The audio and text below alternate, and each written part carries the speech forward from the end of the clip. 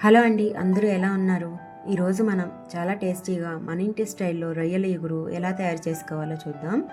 ఉల్లిపాయలు వేసి మంచి మసాలాతో చేసే ఈ కర్రీ అన్నంలోకైనా చపాతీల్లోకైనా చాలా రుచిగా ఉంటుంది. ఒక్కసారి ఇలా చేసి చూస్తే మళ్ళీ మళ్ళీ ఇదే స్టైల్లో చేసుకుంటారు. మరి ఇంకెందుకు ఆలస్యం, స్టెప్ బై స్టెప్ ఎలా తయారు చేసుకోవాలో చూద్దాం. ముందుగా దీనికోసం నేను 1 కేజీ పచ్చి రొయ్యలు తీసుకున్నాను. ఆల్రెడీ క్లీన్ చేసి పెట్టుకున్నానండి. ఇప్పుడు ఇందులోకి కొద్దిగా పసుపు, ఉప్పు వేసుకొని బాగా కలుపుకోవాలి.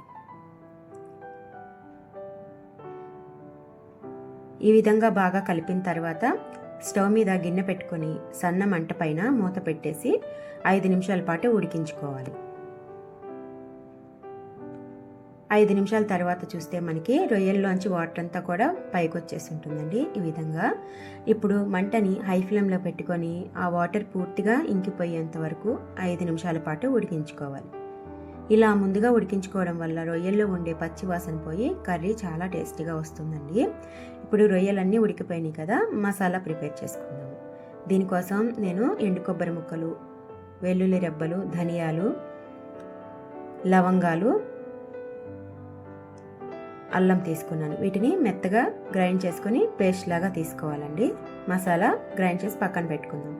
తర్వాత కళాయి పెట్టుకొని అందులోకి ఆయిల్ వేసుకోవాలి. ఈ కర్రీకి కొద్దిగా ఆయిల్ ఎక్కువగా ఉంటేనే టేస్ట్ బాగుంటుంది.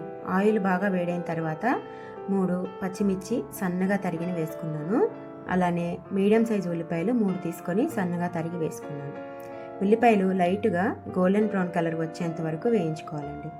ఇలా వేయించుకోవటం వల్ల కర్రీ మంచి రుచి వస్తుందన్నమాట. ఇప్పుడు ఉల్లిపాయలు వేగిపోయినాయి కదా, ఇందులోకి రుచికి సరిపడినంత ఉప్పు, 1.5 టేబుల్ స్పూన్ల కారం, కొద్దిగా పసుపు వేసుకోవాలి. ఈ కూరలో మనకి కొద్దిగా ఉప్పు అనేది తక్కువ పడుతుందండి, చూసి వేసుకోవాలి. రొయ్యల కూరలో ఉప్పు ఎక్కువ పట్టదనమాట. ఇప్పుడు ఇందులోకి మనం ముందుగా గ్రైండ్ చేసుకున్న మసాలా పేస్ట్ వేసుకున్నాను.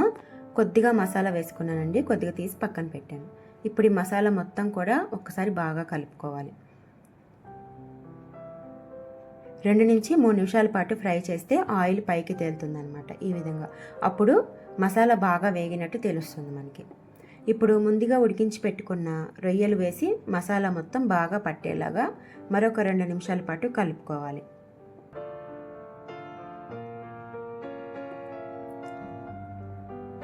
తర్వాత కొద్దిగా నీళ్లు పోసుకొని మనకు కావలసిన గ్రేవీ కన్సిస్టెన్సీ వచ్చేలాగా బాగా కలిపి మూత పెట్టేసి మరొక 10 నిమిషాల పాటు సిమ్లో ఉడికించుకోవాలండి. ఆల్రెడీ మనం ఉడికించుకున్న రొయ్యలే కాబట్టి ఎక్కువ టైం పట్టదు, 10 నిమిషాలు ఉడికించుకుంటే సరిపోతుంది. ఇప్పుడు మూత పెట్టేద్దాము. 10 నిమిషాల తర్వాత చూస్తే మనకి కర్రీ బాగా దగ్గర పడిపోయి ఆయిల్ పైకి కనిపిస్తూ చాలా అందంగా ఉంటుంది. చివరిగా కొద్దిగా కొత్తిమీర వేసుకుంటే సూపర్ ఫ్లేవర్ వస్తుందన్నమాట. అంతే అండి, ఎంతో రుచికరమైన హోమ్ స్టైల్ రొయ్యల ఇగురు అయితే రెడీ అయిపోయింది. వేడివేడి అన్నంలోకైనా, చపాతీ లేదా రోటీలతో అయినా చాలా బాగుంటుంది. మీరు కూడా ఒకసారి ట్రై చేసి చూడండి, టేస్ట్ మీకే తెలుస్తుంది. ఈరోజు రెసిపీ మీకు నచ్చితే వీడియో ఒక లైక్ చేయండి, మీ అభిప్రాయాన్ని కామెంట్ రూపంలో తెలియచేయండి. ఇలాంటి మరిన్ని టేస్టీ హోమ్ స్టైల్ రెసిపీస్ కోసం మా ఛానల్ని తప్పకుండా సబ్స్క్రైబ్ చేసుకొని పక్కనే ఉన్న బెల్ ఐకాన్ కూడా ప్రెస్ చేయండి. మళ్ళీ ఇంకో కొత్త రెసిపీతో కలుద్దాం. అంతవరకు బాయ్ అండి.